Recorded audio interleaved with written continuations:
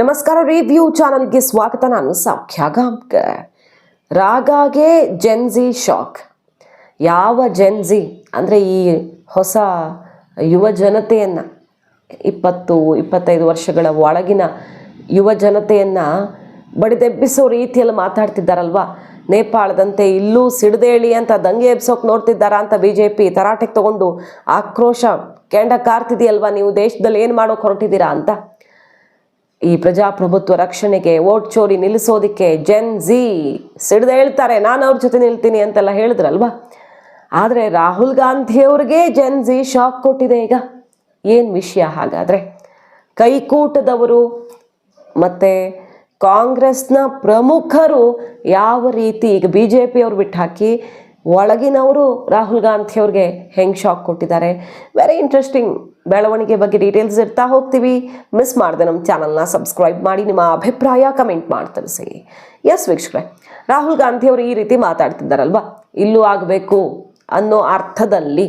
ಅಂದರೆ ಪ್ರಜಾಪ್ರಭುತ್ವ ರಕ್ಷಣೆಗೆ ಜೆನ್ಜಿ ಬರುತ್ತೆ ಅಂದರೆ ಅರ್ಥ ಏನು? ಈಗ ರಕ್ಷಣೆ ಆಗ್ತಿಲ್ಲ, ಜೆನ್ಜಿ ಅದರ ವಿರುದ್ಧ ದಂಗೆ ಏಳಬೇಕು ಅಂತ ಕರೆ ಕೊಡ್ತಿದ್ದೀರಾ ಅಂತ BJP ಬಹಳ ತರಾಟೆಗೆ ತಗೊಳ್ತಾನೆ ಇದೆ.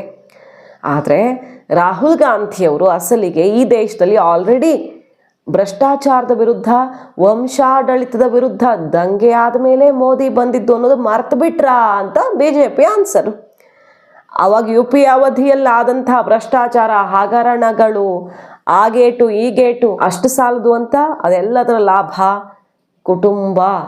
ಒಂದು ಕುಟುಂಬದ ಸುತ್ತ ಎಲ್ಲವೂ ನಡೆಯುತ್ತೆ, ವಂಶದ ಕೈಯಲ್ಲಿ ಆಡಳಿತ. ಇದರ ವಿರುದ್ಧ ದಂಗೆ ಎದ್ದಿದ್ದಕ್ಕೆ ಅಲ್ವಾ ಮೋದಿ ಎನ್ನುವಂತಹ ಮಹಾನಾಯಕತ್ವ ದೇಶಕ್ಕೆ ಸಿಕ್ಕಿದ್ದು ಅನ್ನೋದು BJP ಕೌಂಟರು.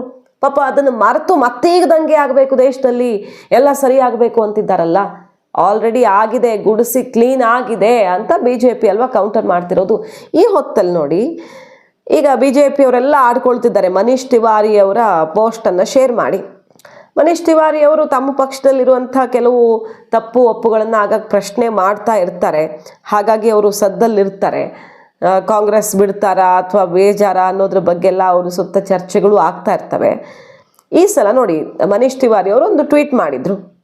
ನೆಪೋ ಕಿಡ್ ವಿಷಯ ಈಗ ಹೈಲೈಟ್ ಆಗ್ತಿದೆ. ಅಂದರೆ ವಂಶಾಡಳಿತ, ತಮ್ಮವರಿಂದ ಅಧಿಕಾರವನ್ನು ಪಡ್ಕೊಳ್ಳುವವರು, ಅದರ ಬಗ್ಗೆ ವಿಷಯಗಳ ಬಗ್ಗೆ ಮಾತಾಡ್ತಾ ಅವರು ನೇಪಾಳದಲ್ಲಿ ಏನಾಯಿತು, ಶ್ರೀಲಂಕಾದಲ್ಲಿ ಏನಾಯಿತು, ಯಾಕಾಯಿತು, ಫಿಲಿಪೈನ್ಸಲ್ಲಿ ಯಾವ ರೀತಿ ಭ್ರಷ್ಟಾಚಾರದ ವಿರುದ್ಧ ಅಲ್ಲಿ ಹೋರಾಟ, ದಂಗೆ ಎದ್ದಿದೆ, ಬೇರೆ ಬೇರೆ ಕಡೆಗಳಲ್ಲಿ ವಂಶಾಡಳಿತದ ವಿಷಯವನ್ನು ತಗೊಂಡು ಅವರು ಬರೆದಿರ್ತಾರೆ. ವಂಶಾಡಳಿತ ಎಷ್ಟು ಡೇಂಜರಸ್ ಅನ್ನೋದ್ರ ಬಗ್ಗೆ ಒಳಗಡೆ ಇರೋರಿಗೇನೆ ಬಹಳಷ್ಟು ಜನಕ್ಕೆ ಅಸಮಾಧಾನ ಇದೆಯಲ್ಲ. ಕಾಂಗ್ರೆಸ್ನಲ್ಲಿ G23 ರೆಬಲ್ ಗ್ರೂಪ್ ಸದಸ್ಯರು ಇವರು. ಮನೀಶ್ ತಿವಾರಿ ಅವರು ಏನು ಬರೆದಿದ್ದಾರೆ ನೋಡಿ ಅಂತ ಮನೀಶ್ ತಿವಾರಿ ಬರಹವನ್ನು ಶೇರ್ ಮಾಡಿ ಅಮಿತ್ ಮಾಳವಿಯ BJPಗರು ಈಗ ಕಾಲ ಎಳಿತಿದ್ದಾರೆ. ನೆಪೋಕಿಡ್ ಆಫ್ ಇಂಡಿಯನ್ ಪಾಲಿಟಿಕ್ಸ್ ಅಂತ ರಾಹುಲ್ ಗಾಂಧಿ ಅವರನ್ನು ಕರೆದಿದ್ದಾರೆ ನೋಡಿ ಅವರು ಅಂತ ಹೇಳ್ತಿದ್ದಾರೆ. ರಾಹುಲ್ ಗಾಂಧಿ ಅವರಿಗೆ ಅಂತ ಅವ್ರು ಏನು ಹೇಳದೇ ಇದ್ರು ಮನೀಶ್ ತಿವಾರಿ ಅವರು, ಆದರೆ ಇಲ್ಲೆಲ್ಲ ಯಾಕೆ ದಂಗೆ ಆಯಿತು ಅನ್ನೋದನ್ನು ನೆನಪಿಸಿದ್ದಾರೆ. ಬೇರೆ ದೇಶಗಳಲ್ಲೆಲ್ಲ ದಂಗೆ ಆದಲ್ಲಿ ವಂಶಾಡಳಿತ ಇಲ್ಲವೇ ಭ್ರಷ್ಟಾಚಾರ, ಅಲ್ಲಿ ಏನು ಸಮಸ್ಯೆ ಯುವಕರನ್ನು ಬಡಿದೆಬ್ಬಿಸಿದ್ದು, ಅರ್ಹತೆ ಅನ್ನೋದು ಬಿಟ್ಟು ಬೇರೆ ಎಲ್ಲ ಅಂಶಗಳನ್ನು ತಗೊಂಡು ಅಧಿಕಾರಕ್ಕೆ ಬಂದವ್ರಿಗೆ ಜನ ಹೇಗೆ ಪಾಠ ಕಲಿಸಿದ್ದಾರೆ ಅನ್ನೋ ವಿಷಯವನ್ನು ಮನೀಶ್ ತಿವಾರಿ ನೆನಪಿಸಿದ್ದಾರೆ. ಹಾಗಂತ ಅವ್ರೇನು ರಾಹುಲ್ ಗಾಂಧಿಯವರ ಬಗ್ಗೆ ಬರ್ಕೊಂಡಿರಲಿಲ್ಲ, ಅರ್ಥ ಮಾಡ್ಕೊಳ್ಳೋರು ಅರ್ಥ ಮಾಡ್ಕೊಳ್ಬಹುದು ಅಂತಷ್ಟೇ ಅನ್ನಬಹುದು. ಅದನ್ನು BJP ಎತ್ಕೊಂಡು ನೋಡಿ, BJPಯ ಸೀನಿಯರ್ಸು, BJPಯಲ್ಲಿ ಶಶಿ ತರೂರ್ ಅವರು ಏನಂತಾರೆ, ರಾಹುಲ್ ಗಾಂಧಿ ಅವ್ರಿಗೆ ಹೆಂಗೆಲ್ಲ ಮಂಗಳಾರತಿ ಮಾಡಿದ್ದಾರೆ ಅವರು. ಸೋ ಕಾಲ್ಡ್ ಯಾರ್ಯಾರು ಮುತ್ಸದ್ದಿಗಳು ಸೀನಿಯರ್ಸ್ ಅಂತಿದ್ದಾರೋ ಅವರೆಲ್ಲ ರಾಹುಲ್ ಗಾಂಧಿ ಅವ್ರಿಗೆ ಕೆಲವರು ಅರ್ಥ ಆಗೋ ಹಾಗೆ ಡೈರೆಕ್ಟಾಗಿ ಹೇಳ್ತಿದ್ದಾರೆ, ಕೆಲವರು ಇಂಡೈರೆಕ್ಟಾಗಿ ಹೇಳ್ತಿದ್ದಾರೆ. ಎಷ್ಟು ದಿನ ಈ ಬದಲಾವಣೆ ಇಲ್ಲದೆ ಮುಂದುವರಿಯೋದು ಕಾಂಗ್ರೆಸ್ಸು? EVM ದೂರಿದ್ರು ಮಹಾರಾಷ್ಟ್ರದಲ್ಲಿ, ಆಗ ಕಾಂಗ್ರೆಸ್ನವರೇ ಹೇಳಿದ್ರು ಕೆಲವರು, ಇದು ಬದಲಾವಣೆಯ ಸಮಯ, EVM ದೂರೋ ಸಮಯ ಅಲ್ಲ ಅಂತ. ಅಲ್ಲಿ ತನಕ ಮುಜುಗರಕ್ಕೆ ಕಾರಣ ಆಗಿದೆ, ಪಕ್ಷದ ಒಳಗಡೆ ತುಂಬ ಸಲ ಆಗಿಬಿಟ್ಟಿದೆ ಇದು. ಈಗ ರಾಹುಲ್ ಗಾಂಧಿ ಅವರಿಗೆ ಕೈ ನಾಯಕರೇ ಪಾಠ ಮಾಡ್ತಿರೋದು ಗಮನ ಸೆಳೀತಿದ್ರೆ, ಮತ್ತೊಂದು ಕಡೆ ಕೈಕೂಟದ ನಾಯಕಿ, ಕೈಕೂಟದ ಪ್ರಮುಖ ಪಕ್ಷ ಆಗಿರುವಂತಹ ಶರದ್ ಪವಾರ್ ಅವರ NCP ಸುಪ್ರಿಯಾ ಸುಳೆ ಅವರು ಏನು ಹೇಳ್ತಿದ್ದಾರೆ ನೋಡಿ, ಈ ರಿಸರ್ವೇಷನ್ ಬಗ್ಗೆ, ಜಾತಿ ಗಣತಿ, ಜಾತಿ ಅಂತ ಕಾಂಗ್ರೆಸ್ ಸರ್ಕಾರಗಳಿರೋ ಕಡೆ ನಡೀತಿರೋದಿರಬಹುದು, ರಾಹುಲ್ ಗಾಂಧಿಯವ್ರು ಜಪ ಮಾಡ್ತಿರೋದಿರಬಹುದು, ಇದರ ನಡುವೆ ಕಿವಿ ಹಿಂಡಿದ್ದಾರೆ. ಜೆನ್ಸಿಗೆ ನಾನು ತುಂಬ ಕನೆಕ್ಟ್ ಆಗಿದ್ದೀನಿ ಅನ್ನೋದು ತುಂಬ ಖುಷಿ ಇದೆ ಅಂತ ಹೇಳಿಕೊಂಡೆ ಯಾರಿಗೆ ಕೊಡಬೇಕೋ ಕೌಂಟರನ್ನು ಅವ್ರಿಗೆ ಕೊಟ್ಟುಕೊಂಡು ರಿಸರ್ವೇಷನ್ ಇವತ್ತು ಯಾರಿಗೆ ಬೇಕೋ ಅವ್ರಿಗಷ್ಟೇ ಬೇಕು. ನಾನು ಎಜುಕೇಟೆಡು, ನನ್ನ ಅಪ್ಪ ಅಮ್ಮ ಎಜುಕೇಟೆಡ್, ನಮ್ಮ ಮಕ್ಕಳು ಎಜುಕೇಟೆಡು, ಆದರೂ ರಿಸರ್ವೇಷನ್ ತೊಗೊಂಡ್ರೆ ನಾಚಿಕೆ ಇದೆಯಾ ನಮಗೆ? ಯಾರಿಗೆ ಬೇಕು? ಪಾಪ ಎಲ್ಲೋ ಹಳ್ಳೀಲಿ ಇರ್ತಾರೆ, ಯಾವುದೋ ಒಂದು ಊರಲ್ಲಿ ಇರ್ತಾರೆ, ಇಲ್ಲಿ ಮುಂಬೈಯಲ್ಲಿ ಸಿಟಿಲಿ ಕೂತು ಎಲ್ಲ ಎಜುಕೇಷನ್ ಇರೋರ್ಗಲ್ಲ, ಎಲ್ಲೋ ಇರ್ತಾರೆ, ಅವ್ರಿಗೆ ಸಿಗಬೇಕಾದಂತಹ ಸೌಕರ್ಯಗಳು ಸಿಗದೆ ಅವ್ರಿಗೆ ಹಿಂದೆ ಬಿದ್ದಿರ್ತಾರೆ. ಬಟ್ ಅವ್ರಿಗೆ ಟ್ಯಾಲೆಂಟ್ ಇರುತ್ತೆ, ಅಂಥವ್ರಿಗೆ ಬೇಕು. ಮತ್ತು ಅಂಥವರು ಎಲ್ಲ ಜಾತಿಲೂ ಇರಬಹುದಲ್ವಾ, ಟ್ಯಾಲೆಂಟ್ ಇದ್ದು ಅವಕಾಶ ಇಲ್ಲದೆ ಇರೋರು. ಸೊ ಎಕನಾಮಿಕಲಿ ಅವರನ್ನು ಅಳಿಬೇಕು ಅನ್ನುವಂಥ ಅಭಿಪ್ರಾಯನೂ ಅವರಿದ್ದ ಕಾರ್ಯಕ್ರಮದಲ್ಲಿ ವ್ಯಕ್ತವಾಗುತ್ತೆ. ಅಲ್ಲೇ ಒಂದು ಸರ್ವೆ ಆಗಿಬಿಡ್ಲಿ, ಇಲ್ಲಿ ಕೂತಿರೋವಂಥವ್ರೆ ಕೈ ಎತ್ತಿ ಅಂತ ಕೈ ಎತ್ತಿಸೇ ಬಿಡ್ತಾರೆ ಅವರು. ಅಲ್ಲಿನ ಯುವ ಜನತೆಯ ಅಭಿಪ್ರಾಯವನ್ನು ಸಂಗ್ರಹ ಮಾಡಿ ನೋಡಿದ್ರೆ ನಾನು ಜೆನ್ಸಿ ಕನೆಕ್ಟ್ ಆಗ್ತೀನಿ, ಅವ್ರ ಮನಸ್ಸಲ್ಲಿ ಇದ್ದಿದ್ದೆ ಹೇಳಿದ್ದೀನಿ, ಹೌದಾ ಅಲ್ವಾ ಅಂತ ಧೈರ್ಯವಾಗಿ ಅವರ ಮಾತುಗಳು ಅಂತ ಸಖತ್ ವೈರಲ್ ಆಗ್ತಿದ್ದಾರೆ ಸುಪ್ರಿಯಾ ಸುಳೆ ಅವರ ಮಾತು. ಸೊ ಇವತ್ತಿನ ಪರಿಸ್ಥಿತಿಯಲ್ಲೂ ಕೂಡ ಜಗತ್ತೇ ಅಭಿವೃದ್ಧಿಯ ಕಡೆಗೆ ಹೊರಳುತ್ತಿರುವಾಗ ಈಗಲೂ ರಿಸರ್ವೇಷನ್ನು, ಜಾತಿ, ಮತ್ತು 500 ಕಂಪನಿಗಳಲ್ಲಿ ಎಷ್ಟು ಜನ CEO ಹಿಂದುಳಿದವರು ದಲಿತರಿದ್ದಾರೆ ಅಂತ ಜಾತಿ ಆಧಾರದಲ್ಲಿ CEO ಅಳೆಯುವಂತಹ ಮನಸ್ಥಿತಿ ರಾಹುಲ್ ಗಾಂಧಿಯವರು ರಾಜಕಾರಣಕ್ಕಾಗಿ ಈ ಹಂತಕ್ಕಿಳಿದ್ರ ಅನ್ನುವಂಥ ಆಕ್ರೋಶದ ನಡುವೆ ಈಗ ಕೈಕೂಟದ ಒಳಗಿಂದಾನೇ ಬೀಳ್ತಾ ಇದೆಯಾ ಸ್ಲ್ಯಾಪು. ಈ ವಿಷಯಗಳು ರಾಹುಲ್ ಗಾಂಧಿಯವರ ಮನಸ್ಥಿತಿ ಮತ್ತು ಅವರು ಕೈಗೆತ್ಕೊಂಡಿರುವಂಥ ಅಸ್ತ್ರಗಳು ಎಲ್ಲ ಬದಲಾಗಬೇಕು. ಇಲ್ಲ ಜನ ಈಗಲ್ಲ ಇನ್ನು 10 ವರ್ಷ ಆದರೂ ಕೂಡ ಹೊರಳು ನೋಡಲ್ಲ ಅನ್ನುವಂಥ ಒಂದು ಸಂದೇಶವನ್ನು ರವಾನಿಸ್ತಾ ಇದೆಯಾ BJP? ಆಡ್ಕೊಳ್ತಿದೆ ಈ ರೀತಿ. ಈಗ ಪಾಪ ದಂಗೆ ಆಗಿಬಿಟ್ಟಿದೆ ಆಲ್ರೆಡಿ ಅನ್ನೋದೇ ಗೊತ್ತಿಲ್ಲ ರಾಹುಲ್ ಗಾಂಧಿ ಅವ್ರಿಗೆ. ಈಗ ದಂಗೆ ಆಗಲಿ, ಎಲ್ಲ ಬದಲಾಗಲಿ ಅನ್ನೋದನ್ನು ಹೇಳ್ತಿದ್ದಾರಲ್ಲ, ಎಲ್ಲ ಆಗಿಬಿಟ್ಟಿದೆ ಆಲ್ರೆಡಿ. ಜೆನ್ಸಿ ಶಾಕು ಮೋದಿ ಅವ್ರಿಗಲ್ಲ, ನಿಮಗೆ ಕೊಟ್ಟಾಗಿದೆ ಆಲ್ರೆಡಿ ಅಂತ ಕಾಲು ಎಳಿತಿದೆ ಈಗ BJP. ಸೊ ಕೈಕೂಟದ ಒಳಗಡೆನೆ ವೋಟ್ ಚೋರಿ ವಿಷಯದಲ್ಲಿ ಅತಿಯಾಯ್ತು ಇದು ಅಂತ ಅಸಮಾಧಾನ ಬಿಹಾರದಲ್ಲಿ ಗಮನಿಸ್ತಾ ಇದ್ದೀವಿ.